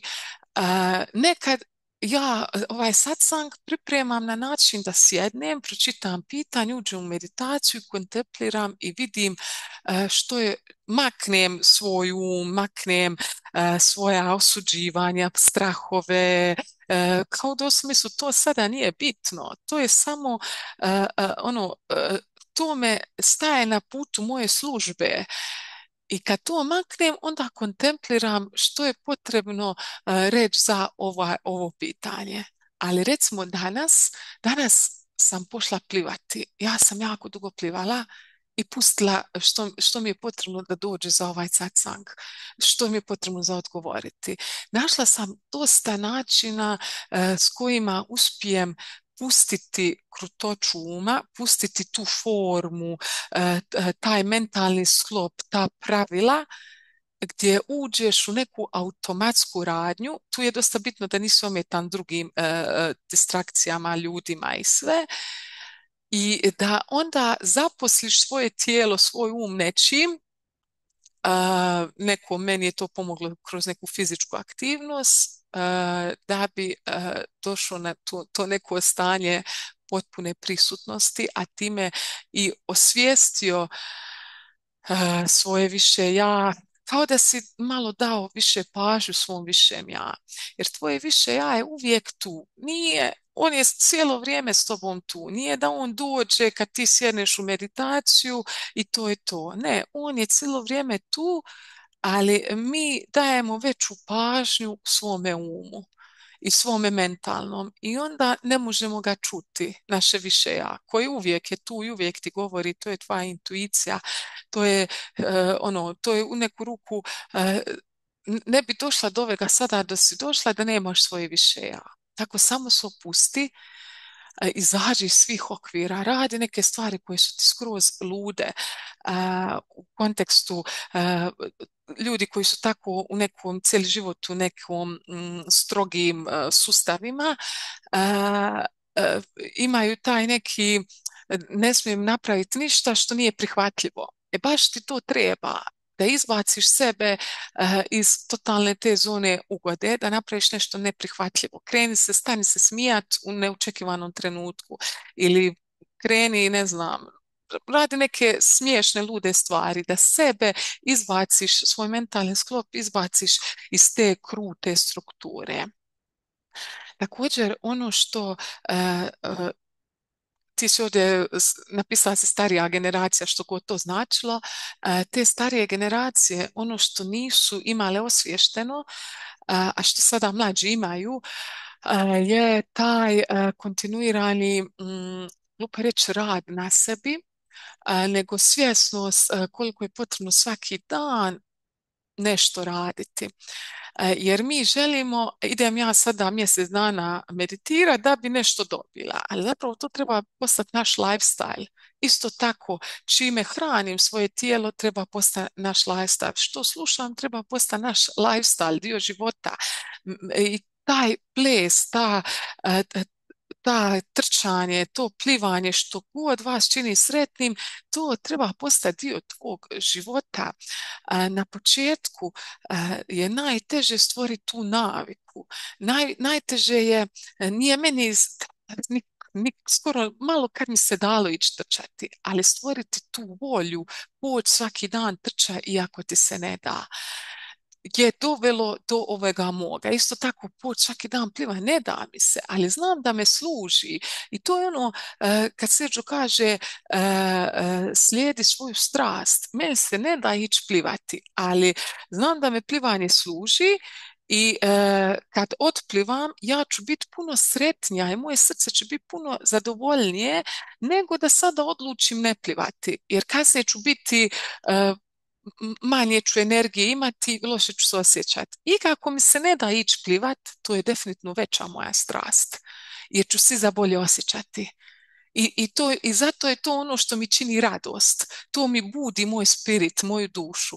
Da ne odem plivati, vrlo vjerojatno tom nekom osjećaju nisam otišla plivat, pošla bi recimo popit kavu i upala bi u neko stare obrazce ponašanja. Ali to je to. Moja je veća strast, iako mi se ne da poći otplivati, nego ne poći otplivati. Iako mi se to ne da plivati. I to je ono što stare generacije, malo im je teže steći neke navike koje danas, sutra trebaju postati dio tvog života, dio tvog lifestyle, nisu kratkoročni, nego se cijeli život nastavljaju živjeti. Jedna od tih navika je i baš navika smijanja. Presavršeno mi se nadovezuju teme jedna za drugom. Je ta navika smijanja gdje ćemo Blaženka i ja uskoro voditi tu Oshovu meditaciju smijeha. Stvoriti zdrave navike. Bio je jedan komentar na YouTubeu, pa uvijek se smijemo kao u kontekstu zašto treba meditacija za smijati se, zašto je potrebno raditi na smijanju. Hvala Bogu onome ko nije potrebno raditi na smijanju, jer čemu je caka? Mi se smijemo kad je nešto veselo, kad je nešto dobro. Kad ti imaš 21 dan, svaki dan meditaciju smijanja, ti se smiješ svaki dan bez obzira kako se osjećaš. I tu je caka, to je ono što stvara, oslobađa ti energiju, stvara ti ustrajnost, pokazuje ti tvoju snagu, jer je sigurno u 21 dan tebi se jedan dan neće da smija. Najradije bi plakao jedan dan i sad te meditacija koju si odlučio raditi 21 dan natjera da se smiješ. I onda shvatiš da se prije smio samo onemu što je dobro, a nisi se smio onemu što je loše. I onda shvatiš koliko si nešto kondicionirao da je dobro i da je loše. I to je opet svugdje različito. Mi ćemo se na Balkanu smijati jednoj fori, neko u Americi ta fora neće biti smiješna. Zato što on ima drugačiju definiciju jerenja. I onda shvatiš da se mi kondicioniramo svojim smijanjem. Smijemo se samo kad je dobro, ali nauči se smijati uvijek, to je jedna visoka spiritualna razina, to je jedna jako visoka vibracija gdje ti ulaziš u, u polje svog višeg ja, možemo to tako nazvati, i smiješ se, donosiš radost gledajući, promatrajući svoje fizičko tijelo i izazove koje prolazi. Bili to ugodni ili manje ugodni izazovi. Opet ti pomaže da, što smo malo prije pričali, prihvatiš svoj ljudski oblik. Jer ljudski oblik donosi, što smo malo pričali, grijehe. Nisu to grijesi. Donosi da ćeš nekad se na nekoga naljutiti, posvađati i znati se tome nasmijati, to znači prihvaćam taj dio sebe, kako sam bila smiješna. I iz te perspektive spirita to stvarno je smiješno. Imam osjećaj da iz perspektive svjetlosnih bića da se on nama toliko s radošću i zahvalnošću smiju na svemu što mi prolazimo. I to je ono što mi želimo postići. Da nema ovo je dobro, ovo je loše, nego da se svemu u životu lijepo nasmiješ. Da svemu daš taj pozitivan predznak. To je opet ono što Sergio priča. Jako je teško ako smo duboko kondicionirani dati nečemu pozitivan predznak. Jer kako patnju u svijetu dati pozitivan predznak? Ali ako ti sebe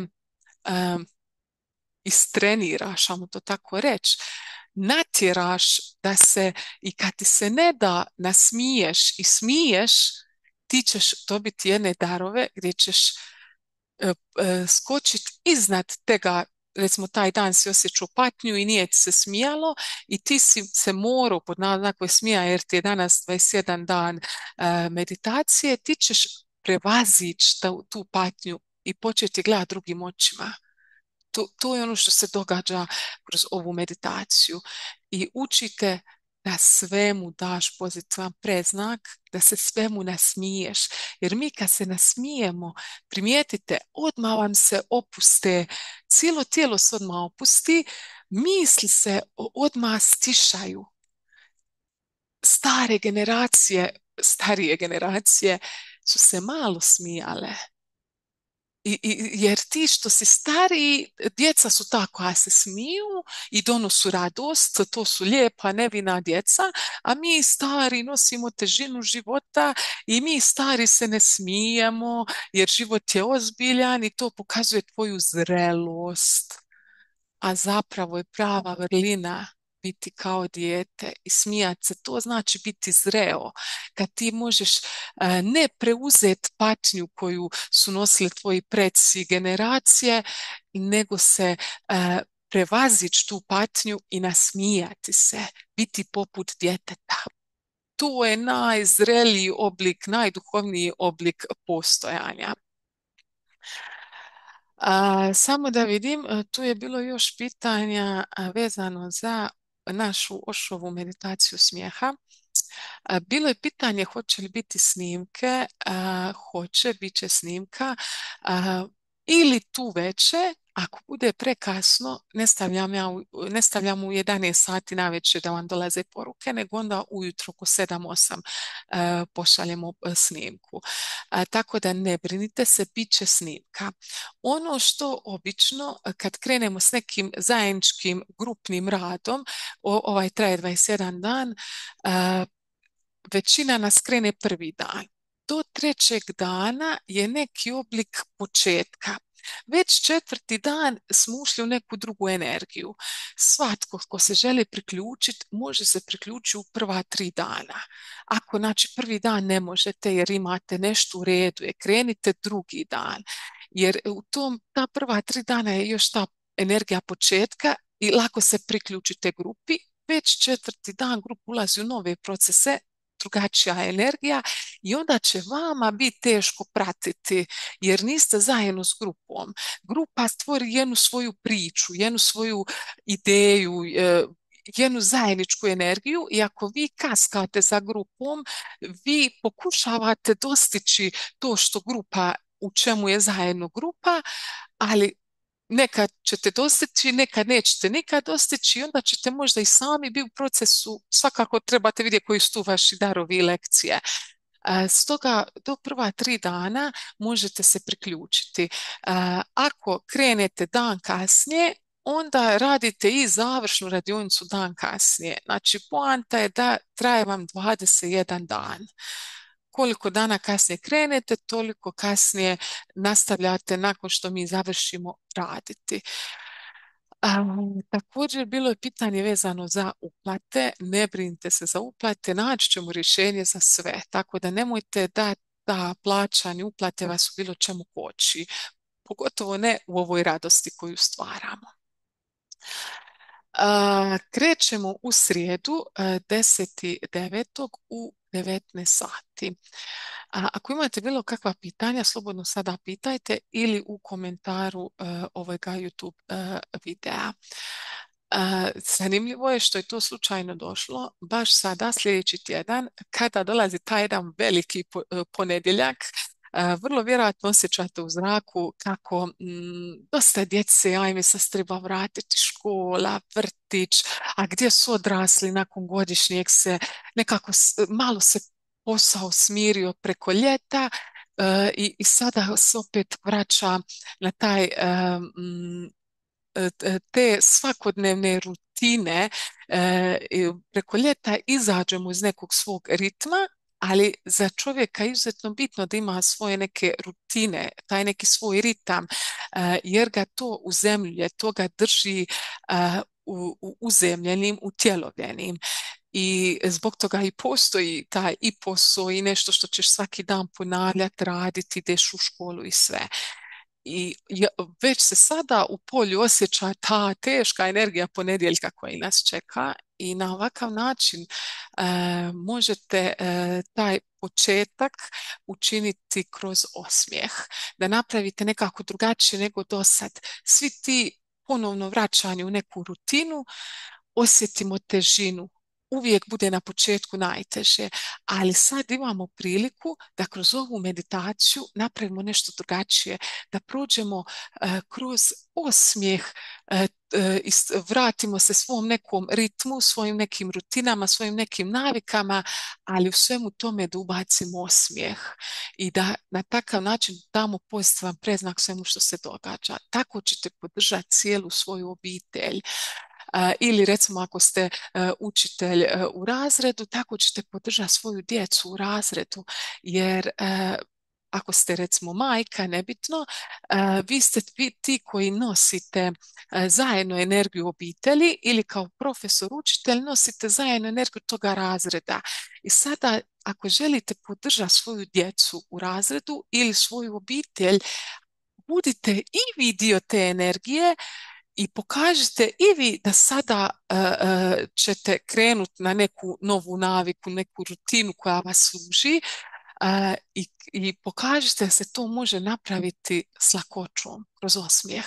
Podržite tu energiju, da djeci bude taj prijelaz lagan u kontekstu da lagano rastope otpore prema vraćanju u rutinu, prema tim nekim svakodnevnim aktivnostima, obavezama koje sada imaju.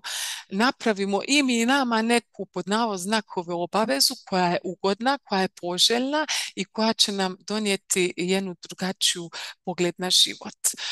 Isto kao što sam malo prije pričala o plivanju, nije mi se dalo svaki dan ići plivati.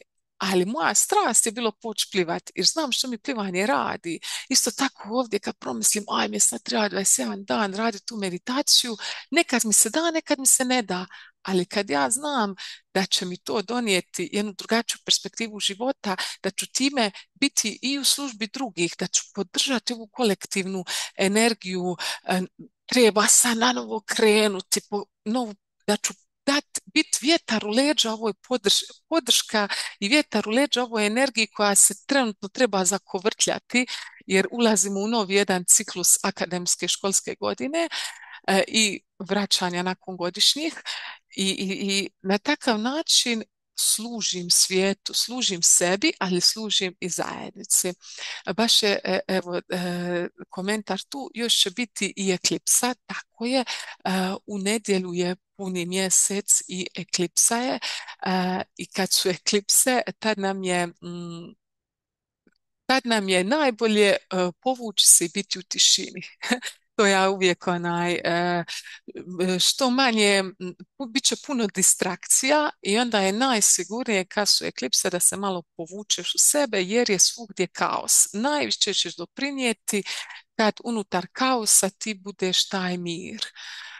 Isto tako budi primjer drugima i podrži sve te, nek svi zajedno krenemo u tu neku novu rutinu na jedan novi način.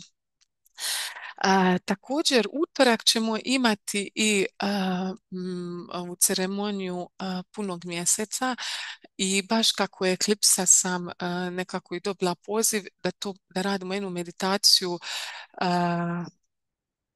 kako se sve nadovezuje, jer ima jedno pitanje gdje sam htjela spomenuti tu meditaciju, jednu meditaciju našeg srca gdje gdje je naše srce kao jedan transformator. Sve što dolazi u naše srce, koje je čista svjetlost, naše srce transformira. O čemu se radi? Pitanje je bilo nekada nakon nekih procesa, retreatova i sve, moje se srce otvori. No, nakon nekog vremena, kad završi taj određeni proces, moje srce se zatvori. Ovo otvoreno i zatvoreno srce je opet jedan mentalni kompleks, ne znam kako bi to rekla, jedna mentalno ograničenje, jedna mentalna barijera. To je najbolje što naš može reći. Meditacija za otvaranje srca. To je ono kako naš može percipirati što će se tu dogoditi. No međutim, naše srce je uvijek otvoreno. Naše srce se ne može otvoriti i zatvoriti. Jedino je poanta koliko smo mi pažnje dali u koliko smo to mentalnom, onemu što smo malo prije pričali, u toj strukturi, a koliko smo pažnje dali u srce. Jer vidiš ono gdje ti ide pažnja. Isto tako malo prije smo pričali, čuješ više ako mu daš pažnju. Ako izađeš iz mentalnog sklopa i daš pažnju svome srcu, onda ćeš spoznati da je tvoje srce uvijek otvoreno. I zapravo te meditacije za otvaranje srca bi se točnije trebale zvati meditacije za rastapanje uma, kao meditacije za uklanjanje uma s puta, jer naše srce je prirodno uvijek otvoreno. I naše srce je jedna, ajmo reći, svjetlosna kugla. Ne znam kako bi to najbolje opisala. I recimo ide od majke zemlje svjetlost i od oca neba i spaja se u našem srcu. I mi konstantno primamo tu bezuvjetnu ljubav majke zemlje i oca neba i ona konstantno teče iz tvog srca. Ne postoji oskudica, ne postoji toga oskudica, ne može niti sporije niti brže teći, ne može prifaliti toga, jer ta se energija stalno događa, ta razmjena. Ti stalno primaš od majke zemlje i oca neba i šalješ u svoj kolektiv. Šalješ prema vanka. Prvo hraniš sebe, a onda druge. Jer zapravo ti daješ od viška. Prvo sebe moraš nahraniti. To je obavezno. Da bi ti onda sve što se preljeva dao drugima. I u svemu tome naš je srce, srčani centar kao jedan transformator. u doslovnom smislu, kad ti dođe informacija, misao izvanka, ti, ti pustiš da dođe do srca i da samo se razlije u svjetlost, da se transformira. Isto tako, meni najčešće odozdo, kad dolaze neka stare traume, kako god ćemo to nazvati, ja točno osjetim kako mi energija iz trbuha nešto se kreće dizati, ne znam, zaboli me dok meditiram, dođe mi sjećanje na nešto iz djetinjstva i ja osjetim da mi se neki grč u desnom dijelu trbuha. I onda to pustim i sasvim prirodno, kako ti pustiš da budeš fluidan, da to teče kroz tebe, to sasvim prirodno ide prema tvom srcu, jer onda tvoje srce to pušta vanka, tvoje srce to transformira i to se događa, tako to funkcionira. Ako smo mi previše u mentalu, mi u neku ruku to blokiramo, jer kao ne želim to pustiti. To je dio moje osobne priče, ta moja trauma iz djetinjstva je tu i ja je ne želim pustiti. Dio je mene i kao što smo malo prije pričali, dio je moje patnje i ja uživam u toj patnji. I zapravo mi time blokiramo one prirodne procese, jer naš um je izuzetno snažan, ali koje sam ja dobila darove iz naše meditacije tišine srca, to je počelo događa se samo od sebe. Nisam ništa ja to silila da se dogodi, nego kako sam stalno radila tu meditaciju, primijetila sam kako je moje srce transformator. I kako god se pojavi neka energija, ja je pustim da teče kroz mene i kako ja držim pažnju u srcu, ne moram ja tjerati da ona ide u srce, nego ona automatski, kako je meni fokus u srcu, gdje meni ide pažnja, tamo ide energija, što znači ta je neka trauma koja se digla, loša emocija, neugodna emocija koja se digla, automatski ide u srce, jer držim pažnju u srcu, a srce samo od sebe transformira u svjetlo. Srce je to koje prašta i samo ide dalje. To sam sebe iscjeljuješ, sam sebe čistiš. I tako iz te perspektive ne postoji ništa izvan tebe što ti može nauditi, što ima moć nad tobom. Bilo kakva energija izvanka da ti dođe, neko baci, ne znam, kletvu na tebe, i ako ti se zablokiraš i rećeš ne smijem to primiti, ne smijem tu kletvu primiti, to je nešto loše, to je ona perspektiva, kletva je, što stoji iza riječi kletva. Kletva je nešto teško, nećeš se toga moći riješiti, kletva je nešto demonski i ako se ti uhvatiš za tu definiciju, ti ćeš odmah htjeti zaustaviti to i da to ne dođe, ali zapravo kad pogledaš u dubini toga, to je taj osoba koja ti je poslala tu kletvu, jedno predivno svjetlosno biće i samo propustiš tu informaciju koju ti ona šalje bez da mentaliziraš što to znači do svog srca i zapravo toj osobi daš ljubav, transformiraš to. Srce je kao jedan transformator, sve samo teče kroz njega i ne zadržava se ako mi ne zadržimo, ako u nama nema straha od riječi kletva i od tega što osoba čini. I zapravo ti tada postaješ doslovno u službi ljubavi, službi svjetlosti, jer puštaš da sve samo teče kroz tebe.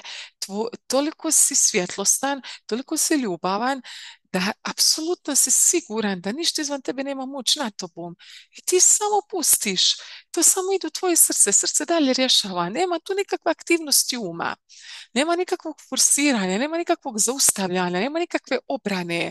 Ne trebamo se ničega braniti i ne trebamo se ničega štititi. Ta riječ zaštita, štititi se i to ima, to je u duhovnosti dobilo isto neku konotaciju. Ja sam mal, ja da ni moram se od nečega štititi i onda stavljamo neke zaštite oko nas. onaj vrhunac je pustit da sve dođe kroz tebe, jer si ti u potpunosti proziran. Ne može se nikakva energija zadržati u tebi. Da, pa ti ćeš tu pod naznaku je tamnu energiju transformirati u ljubav. Ti postaješ u službi ljubavi. To je onaj najljepši dio svega. Mislim da sam sve rekla. Draga Blaženka, ti si tu. Ako se želiš bilo što uključiti i nam dodati vezano za našu ošu meditaciju smijeha, budi slobodna. Ako nemaš ništa i to je u redu. Imam još, oprosti Blaženka, sjetila se još jedne stvari. Antonija me je baš pitala bila to smijanje. Ona se prijavila na našu meditaciju i već su joj krenuli procesi. Jer je bila u jednoj relativno ozbiljnoj situaciji i krenula se smijati. I znala je, svi naši procesi krenu dosta prije. Jer naše više ja, naša intuicija odavno već zna da ćete vi ići na ovo, ko će ići, da će ići na to i zapravo nas sinkroniciteti dovedu da nešto upišemo i neki proces krenemo. I sad Antoniji se krenulo događa da se ona u jednoj ozbiljnoj situaciji stala smijati. I onda je pitala, meni su već krenuli procesi, što da ja radim? To je bilo skroz u neku ruku neprimjereno jer se neka osoba uvrijedila, zašto se ti smiješ, a mene boli. To je ono što ćemo učiti sljedećih 21 dan. Istraživati. Poći ćemo istraživati, vidjeti što znači smijati se. Osmijeh i smijanje je jedan oblik izražavanja. Kao što je govorenje oblik izražavanja, kao što je slikanje oblik izražavanja, smijanje je jedan oblik izražavanja. I kao što djetetu u prvom razredu nećeš govoriti i učiti ga gradivo 8. razreda, isto tako ti si taj koji procjenjuje, ti si taj koji, ne mogu reći upravlja sobom, nego ne možeš, svakome davaš ono koliko može primiti. Mi smo uvijek u službi drugih. Znači, ako si u nekoj grupi ljudi, ti si uvijek u službi drugih i slušaš to polje i vidiš koliko to polje može primiti. Nekom koji uopće nije u duhovnosti, nećeš pričati o duhovnim stvarima ako će ga to zatvoriti. Ne želiš mu zatvori vrata za duhovne stvari. Ako će se on prepast toga, ti ne želiš da se on toga prepadne. Isto tako je s osmijehom. Smijanjem nećeš se, ti si ta koja ovladava smijanjem i nećeš se u svakoj situaciji smijati ako ćeš osjetiti da druga strana ili druga grupa ljudi, nebitno, ne može primiti to smijanje. Ako druga osoba, ako je to njoj, ako ona sada u patnji i ne može nadići tu patnju, ti možeš nadići, ali ti vidiš da ta osoba ne može nadići tu patnju, onda tu osobu, ako vidiš da kad ti staneš smijat, da će se ona zatvoriti, nećeš joj pomoći svojim smijanjem. Ti si ta koja odlučuje na koji način ćeš se izražavati, koje ćeš riječi upotrebljavati, kako ćeš osobu motivirati da vidi drugačiju perspektivu, da malo narastamo, to tako reći. Isto tako radimo i osmijehom. Osmijeh je oblik izražavanja i to ćemo vidjeti kroz ovih 27 dan što će se sve događati, u kojim situacijama će se nama dizati osmijeh, u kojim situacijama ćemo možda vidjeti da je cijela scena smiješna, ali neće biti, možda je glupa riječ, primjereno se smijati, pa ćeš se smijati duhom i svojim srcem, a nećeš se smijati možda licem. I to je ono s čime ti upravljaš. Mi se možemo smijati licem, srcem i trbuhom. Nekad ćeš se smijati sa sve 3 polja svijesti, nekad s jednim poljem svijesti. To je sve u redu, to je ti balansiraš. Ti si taj koji opipava, u službi si drugih, opipavaš polje, opipavaš sebe. Nećeš se uvijek moći smijati sa sva 3 centra svjesnosti. I to je u redu. I kad budemo radili 27 dan meditaciju, možda će za godinu nećeš uvijek sva tri centra koristiti, nego pojedini. I to je sve jedan oblik istraživanja. Što te je sad spriječilo da nisi se mogla skroz smijati, na koji način ćeš ovladati svojim smijanjem, da pa se možda u javnosti ispred nekog, da nekog ne povrijediš, nećeš smijati. Tu je sve ono što ćemo učiti i što će nas zapravo Osho i njegova energija ove meditacije učiti. I izuzetno je puno darova od ove meditacije. Ovo što sam ja sad nabrojila je samo onako neke stvari koje su se trenutno u polju otvorile, pa sam htjela donijeti malo jasnoće. Ok. Blaženka, da li ti želiš čekaj da te ja omogućim.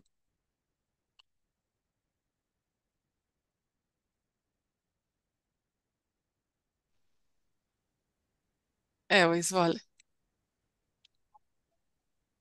Ajmo, opet te ne čujemo. Mhm.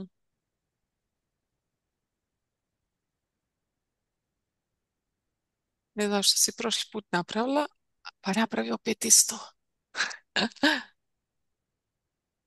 Jel me sad čujete? Da, da, sad te čujemo, E super. sad, na slušalicama, jer sam bila na balkonu. A, E, pozdrav svima, toliko sam uživala, ja u ovo vrijeme već spavam. Ali ovo mi je baš bilo, ne znam, potpisujem svaku tvoju riječ, predivne teme koje si dotakla o vjeri, u svemu se mogu. Evo nešto što mi je palo iz djetinjstva, samo da kažem o toj molitvi. Sad šta je sad ovo, nešto mi piše, čujete me, jel? Da, evo recimo iz djetinjstva, od crkve smo mi stanovali daleko, ali čuješ crkvu, ko što i sad uvijek ima neka crkva, i onda kod dijete 3 Zdravo Marije smo molili u podne. A danas, pošto sam sad kod kuće i čujem svako podne i bilo gdje da sam, ako sam kod kuće na glas, ako sam na biciklu u sebi, izmolim jednu Zdravo Mariju. I to mi je toliko lijepo, tako neka ta iz djetinjstva, jel, što ti je ostalo predivno. I volim te naše pjesme crkvene, pogotovo božićne. Ja njih pjevam i dan danas, meni nema veze ali sad Božić ili nije. Što se tiče mislim da je zaista pravo vrijeme, si osjetila to Ivona, ali ja želim reći svoje iskustvo od prošle godine. Zaista, ja smijeh upotrebljavam kao lijek. Ja imam jedan tjelesni izazov i mene kad najviše boli, ako sam kod kuće, ja sjednem i počnem se smijati. Ako sam vani, što si sad objasnila, ne moram ja licem, ja samo drmam trbuh. I meni to zaista koristi. Prije nego što popijem tabletu, a to je sad zaista rijetko, ja se smijem tako 1-2 minute u toku dana i to je meni zaista moja medicina. Da će biti izazovno, hoće, ali nema veze. Ja se baš radujem. I onda kad se ovo rekla ti plivanje, meni je i dan danas, nakon je 4. godina, hladan tuš ujutro. Ali što si rekla, ja vidim korist od toga. Ja se tuširam. Gdje bi ja prije u januaru ušla u rijeku? Ili u aprilu u more? Pa to nema teorije. I tako da ja vidim, ali meni se ni jedno jutro ne da i ništa, samo to isključiš, otuširaš se. I tako, eto, radujem se kogod će pozvati i lijepo si to baš rekla. Evo, to mogu napraviti za sebe, ali mogu i za kolektivno dobro. Neka taj moj osmijeh, ne mogu ja svijet promijeniti, ali mogu mu dati osmijeh. Pa eto, makar 21 dan aktivno. I što mi je još ostalo, od kad smo radili onu prošlu, ja svako jutro prije meditacije okrenem, pošto ja popričam sa svojim unutarnjim djetetom, ja okrenem onaj kotač i ispunim taj zadatak. Meni je to postalo, eto, dio moga života. Još nešto želim reći. Ako Ivonu zaboravim iz bilo kojeg razloga, sve o Ivoni da zaboravim, ali onu rečenicu iz jutarnje meditacije kad kaže uvijek se možemo nasmijati. Meni je to, eto, kad pomislim na Ivonu, uvijek pomislim na, znači, to je zaista istina u koju ja vjerujem. Uvijek se možemo nasmijati. Eto, hvala ti i svima koji prolazimo to zajedničko iskustvo i koji će doći. Radujem se i super. I bilo bi lijepo da počnemo svi ako možemo zajedno je lakše, to znamo kad god se u kolektivu ide kolektivno da to i radujem se svima i eto hvala vam. Hvala, predivno je bilo ovo veče i hvala ti za svaku tvoju riječ i što nam služiš. Hvala od srca i hvala vam svima. Hvala tebi, Blaženka. Aha, evo me. Hvala tebi, Blaženka. Baš si me i to posjetila na tu molitvu što si rekla kad zazvoni. Učeći od drugih vjera, zapravo što ta molitva radi? Molitva te vraća na prisutnost. Mi smo recimo na strasti ili kod seđa, imaš alarm da ti svaki 30 minuta zvoni za određene stvari, a to i to crkvena zvona rade. Pozadina toga je, budi prisutan. Da te sjeti, ok, zvoni svakih sat vremena, kao koliko je sati, ja sam to tako prije, crkva zvoni da bi ti znao koliko je sati. Ne, to zvoni da bi tebe vratilo u sadašnji trenutak, da bi bio prisutan, a mi sada koristimo mobitel i alarme. Tako da je dosta je sličnosti i sve te protokole, sve te forme se mogu koristiti za u svom duhovnom putu u ovom 3D životu. Hvala ti, Blažice, na svakoj riječi, hvala ti na svemu. Baš je lijepo biti dio svega ovega i sve zajedno ovo stvarati. Hvala i svima vama. Evo, točno je 10 sati. Ništa, nastavljamo se družiti. Vidimo se opet, ovo kako smo sve rekli, sve meditacije, tišine, srca ujutru u 6, utorak nam je ceremonija punog mjeseca, u srijedu nam još ova meditacija smijeha, tako da imamo, hvala Bogu, jako puno druženja i da zajedno jačamo i služimo i ovom našem zajedničkom kolektivu, a i našoj obitelji prvenstveno, jer mi direktno kako sebe mijenjamo obitelj, a onda i zajedničkom kolektivu, jer to je ono što je Blaženka i rekla, ti možeš sebe mijenjati, ne možeš ti tjerati drugog, ajde se ti smiji. Ne, ti se prvo nauči smijati svemu, pa će drugi od tebe učiti, budi promjena koju želiš vidjeti u svijetu i tako ti služiš da bude manje patnje, na takav način da sebe mijenjaš. Eto ga, želim da svi budemo jedna velika promjena, a i jesmo u svijetu koji želimo vidjeti i živjeti. Hvala vam od srca. Da ono što mislimo, ono što govorimo i ono što osjećamo nam bude jedno. Uvijek. Pustite svima.